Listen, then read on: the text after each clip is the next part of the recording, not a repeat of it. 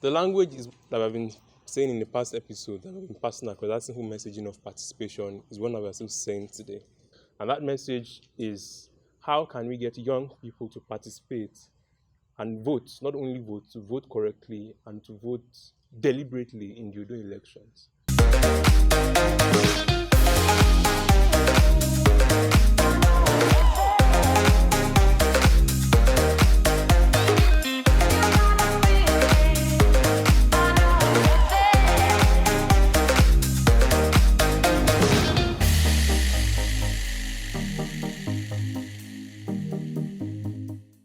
Today, we are speaking with another voice that is contesting in the Ondo State election. We are speaking with Prince Dapo Adelegan. You're welcome to Conversation on Thank you very much.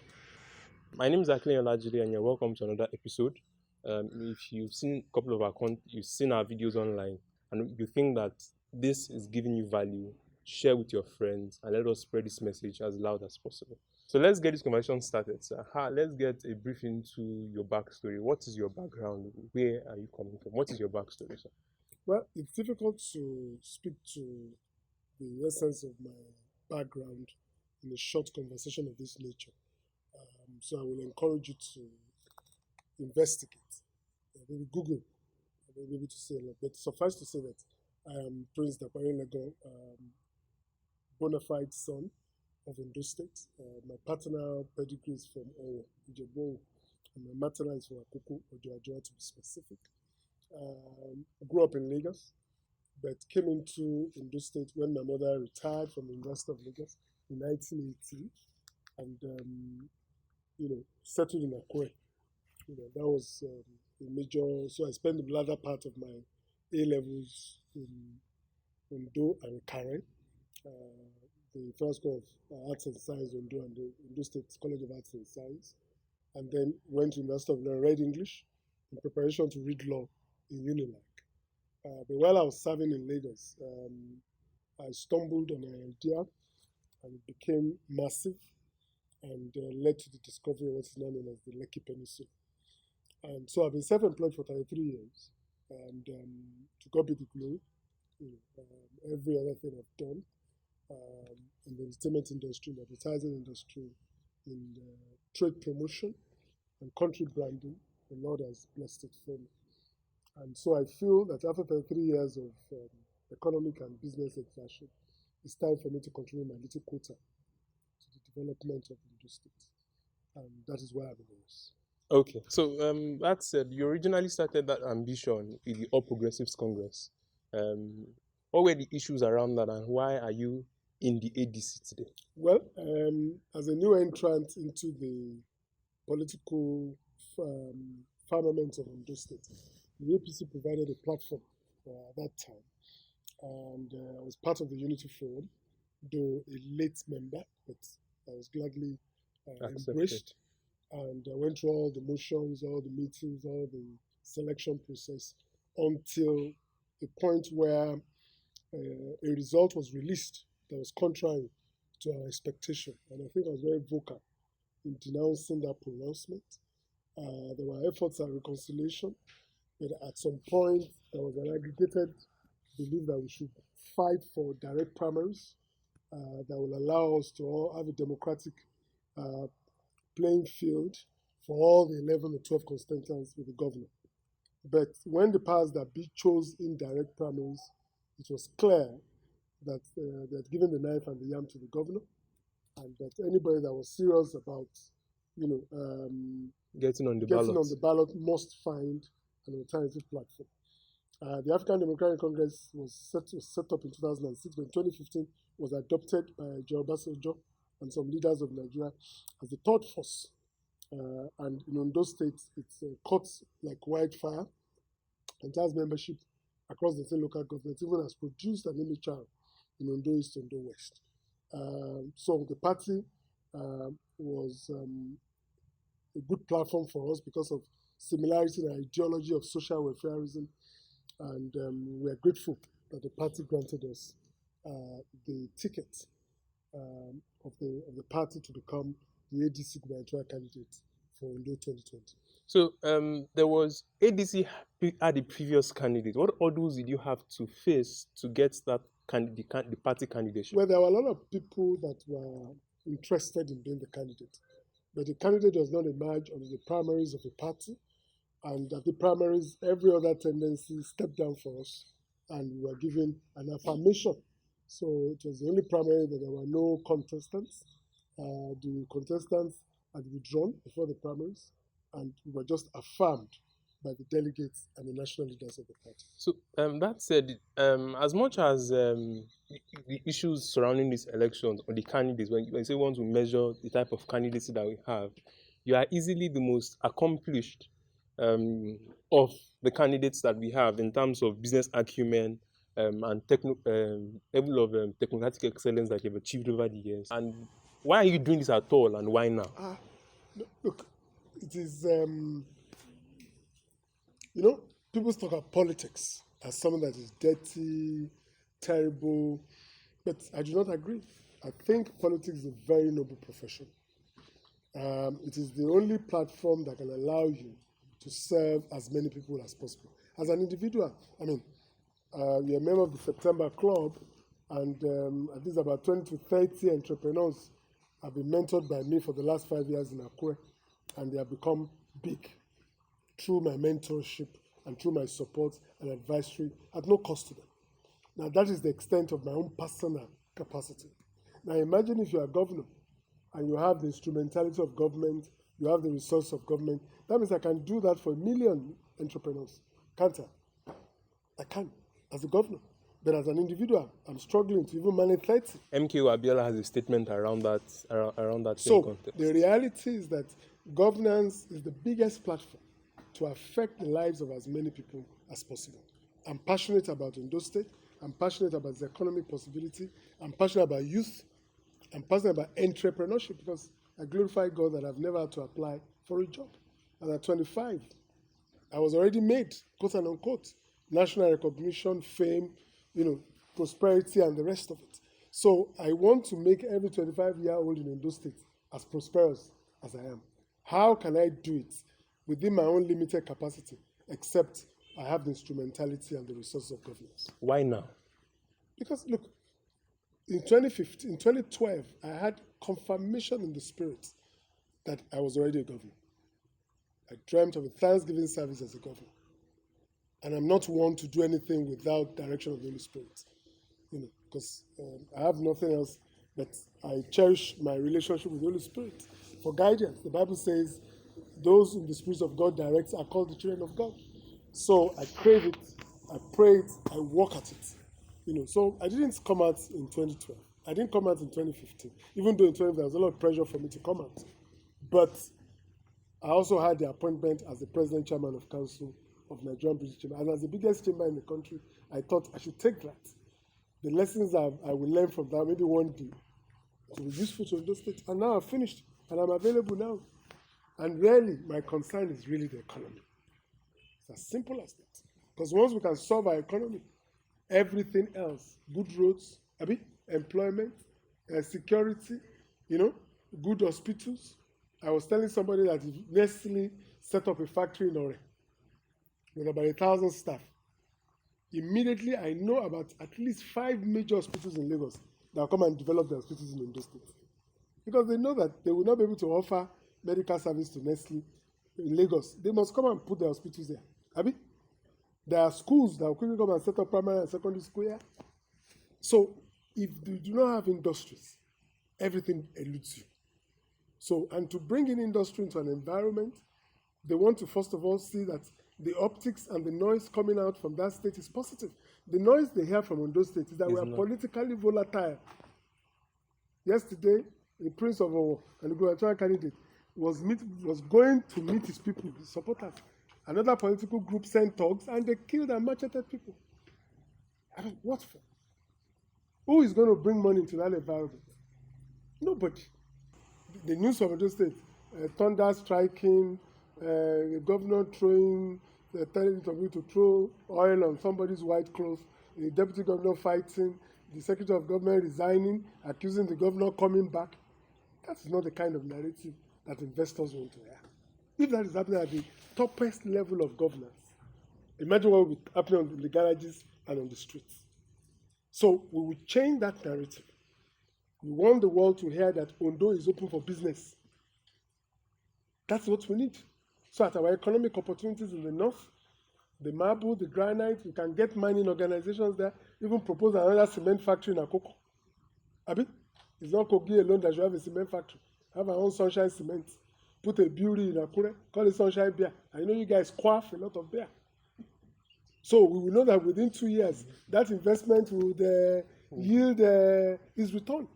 It doesn't take 11 months. A brewery will employ 1,000 people, morning 2 shifts, and 2,500 direct and indirect jobs. 200 distributors, 200 SMEs, supplying one brewery. So once we have industries, there'll be employment. Our SMEs will have organizations that they can be linked to. Abi?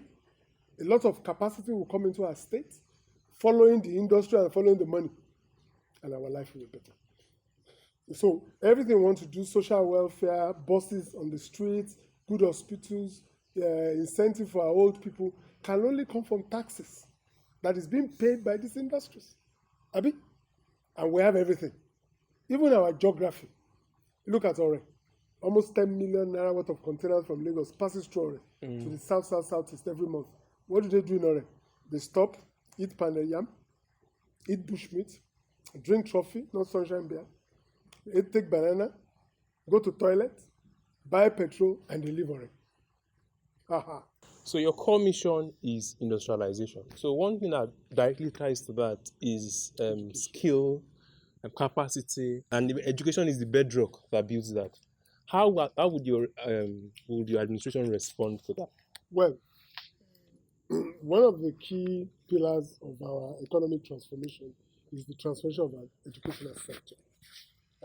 And it's anchored on 3 levels. First is giving student loan to our students that are focusing on, that have admission on STEM, science, technology, engineering, mathematics, medicine, and agriculture. Because we want to move 70% of our education budget into technology, science, and engineering-related courses. And that is because the skills that will attract investors have to be developed. Secondly, we will declare the first Guber Polytechnic a University of Science and Tech immediately we come into government. And the reason is that we think every senatorial district of this state has special natural resources that needs to be exhumed and mined for prosperity. So that our University of Science and Tech in the South will be focused on marine engineering, oil and gas, logistics, and transportation. Those will be the courses that we focus on. Futa is already a city of excellence for information communication technology. Ondo North will have a University of Science and Tech focused on agricultural engineering, mining engineering, food and hospitality, and information communication technology. So that we will have institutions that will be focused on 4 or 5 core skill acquisition areas. If you ask me, in Ondo North, if you do not have a center of excellence for mining, you will not attract the institutions that have the investment and the capacity and technology to mine our opportunity. Probably the biggest limestone reservoir, granite and marble, almost the same size of what Italy has. We have it in Akoko. All those beautiful hills are all marblite and fantastic minerals that we need to exploit. But if we don't have a mining institution that is training miners and mining engineers, the investor will not come. So we will match our skill needs with the universities and institutions that we have. Now, we don't accept that everybody will go to university from secondary school, because the 21st century is a jobless century. It's about customers and not jobs. Customers, not jobs. Because even if you have a job, if you cannot generate customers and sustain the customers, you will lose the jobs. So we would like to move a lot of investment into vocational technical education, where there's a school in Portsmouth in the UK established by the Act of British Parliament that offers 16 courses. That institution is in Cross River State. Lee and Limoke brought it to Cross River State. The curriculum, the teachers, the faculties are all British, and they are churning out hundreds of youth who are becoming employers of labor rather than employees. We're going to do the same in Ondo State. Now, the third leg of our revolution in education is agriculture. We want to glamorize agriculture. We want to show you that we'll do a campaign, a public campaign, that will show that the farmer is the richest anywhere in the world. And draw a lot of you and parents, convince them to allow you to take agriculture as a course and farming. And how do we want to do it? We'll create 6 economic zones around the 6 borders of Ondo State. Ondo State has a population of 4.5 million people, but it's surrounded by 6 states, including Lagos, with a population of 45.5. So in total, we are 4.5 million with a market of 50 million. And our border with all the states I'm talking about, with Edo, with Osun, with Ekiti, with Ogun, with Kogi, and Lagos, is 30 to 60 minutes. So we'll build economic zones around those areas and have 3 things there. Processing, 1,200 farmland. If I give you 1,000 farmland and I commit to 3 years offtake of all your products, are you looking for a job again? You can't be looking for a job again. And then provide housing. We provide housing for at least 1,000 people, okay, per estate. And have processing industries and plants that is peculiar to the crop for that estate. So in less than 4 years, we can build those 6 economic zones, provide 6,000 housing. I offer at least about 6,000 to 12,000 hectares of land and guarantee offtake of your produce output for 3 years and supply with the value chain. That's a revolution. That's a revolution. So there will be a link between our economic aspiration with the educational foundation and facilities, as well as capacity for our youth. Because our youth population is about 65%. And you already have almost about 80% unemployment rate. Yes. So we need to fast track employment. And agriculture, and it's not just farming, harvesters, transportation, preservation, before you then begin to package and process for export. So we think that like there's the fluency at which you articulate the vision that you have is one that I think that we should reckon with. It's something that we have not seen the other candidates that we have spoken to. And I think that is the fluency that a man with your technocratic experience brings to the table. So somebody who has run business, somebody who has run investments, somebody who has done stuff in the corporate world. That's the kind of fluency that they bring to administration. But yeah, there are still rumbles that the reason why you would fail despite is that you do not have political experience. How would you respond to that? What political experience? How much political experience does the Fashola have? Ambode, who is from Ondo State, they became governor in Lagos State. In 4 years, he transformed Lagos. 4 years. Was he known in political circles before? Sanwo-Olu, my junior brother, have you heard about him in political circles before? It is not about the amount of, I've been this, I've been that, 2-time commissioner. What is the result? No water. Your schools, you can't even pay school fees. Parents are not collecting good money. So what are we talking about? Look, I've said it. This election is an existential election. And it's about your future. Political experience, those who have, what have they done with the political experience? Please forget about that one. So you discount and say that the ability you carry will fuel you through and achieve results. I'm not the only one that is coming to do it. I'm just representing a tendency and a generation of Ondo State teachers who are exposed all over the world. The number 1 star in medicine, Tinka Lute, is from Ondo State, grew up here, went to Ife. One of the most brilliant policemen in the British Metropolitan Police is from Akure. He's already ready to come and become a chief security officer. And so on and so forth all over. It's time the educated, the elite, the knowledgeable, the capacity children of Ondo State be allowed to come and drive our economy. Our parents are suffering. They spent all their life training us. They are the one marrying us off. They are the one, is their cars we are using. Our children will pay the nursery school fees. They will marry us. They will rent a house for us or live in their bus quarter, and they will pay for their grandchildren's school. So tell us about your deputy, your running mate. So, yes, and what kind of experience is, because we've not met the person yet. So introduce the person to us, and we can meet your single mother, an hotelier, a businesswoman, and a politician. She ran for the State House Assembly in the last election, and she has a huge network of people across the southern sent to her district. She's naturally from Isupa, but she runs her policy from Odigbo, and she has extensive contacts across even to the riverine areas of the south. At the beginning of this campaign, we said we will have a deputy governor as a must, because we think the place of women in our governance is critical. And at the highest level of governance, they must have a voice. Apart from my wife, who will be the first lady, and the many women leaders in our camp who are going to be in our cabinet, we think if we have a deputy governor as a woman, women will see that their issue will be at the front burner. Okay. So we're happy about the choice. And by the way, we are the only candidate that has a female deputy governor in this race. Okay, so the next question, the follow-up that surrounds that is, how exactly are you mobilizing? Because the truth is, your capacity alone is not enough to drive what you need. The promise that I can deliver is really not enough to get you into the governor's house. What you need is the mobilization of votes from young people, mobilization of votes from the women, mobilization of votes from wherever. All those have been done already. So how is that being done? We cannot tell you that. That's our strategy. How can we talk about our political strategy on air? We can't tell you that. But suffice to say that we're doing door-to-door campaigning. We're educating our people, the elderly, the women, to say this is a vote for the future of your children. It's not about a party. It's about who has the capacity, the competence, and the compassion to open up an economy where your children will go to school, they will come out, and they will have a job to feed you, to take care of their children. So you can sit back and say, I thank God, not for you again to be struggling to feed them. Where there will be security.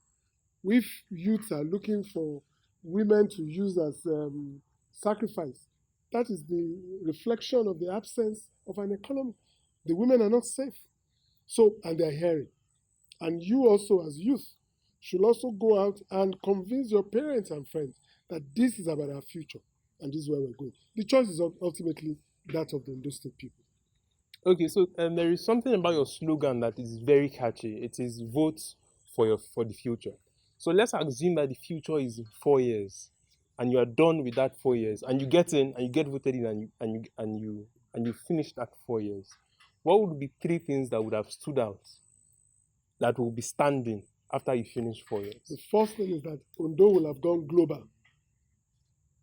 That means that we will be seen as a state, okay, that is open for investment. Ondo will have gone global. That means we will have exposed our economic opportunities, our unique geographical location in the country to the entire world. California in the 70s said we are the 7th largest economy in the world, even as a state in America. Today, California is the 5th largest economy in the world, even as a state in America. We want Ondo State to become the first subnational that will be globalized. Okay, that's number one. Number two, we want an industrialized economy in 4 years. The kind of strategic infrastructure development, our strategic educational development, and the marketing of our opportunities will have begun to show by the level of investment that will be coming from Nigeria and all over the world into Ondo State. So our economy will have been robust. The third one is that we want to be the best educational state in the country. Actually, the greatest product we have is education. Ondo State, at the time, was the place parents send their children to succeed educationally. We want to bring ourselves back into that level so that we become the number 1 educational state in the country. And if we can combine significant growth in education indices with global exposure of our opportunities and then industrialization, then the 4 years will then have been justified, isn't it? Yes. And the people will be happy for it. So the follow-up to that is, if you failed in this mission, what reason would you ascribe to that failure? Let me just answer you this way. The Lord has granted me 33 years of self-employment.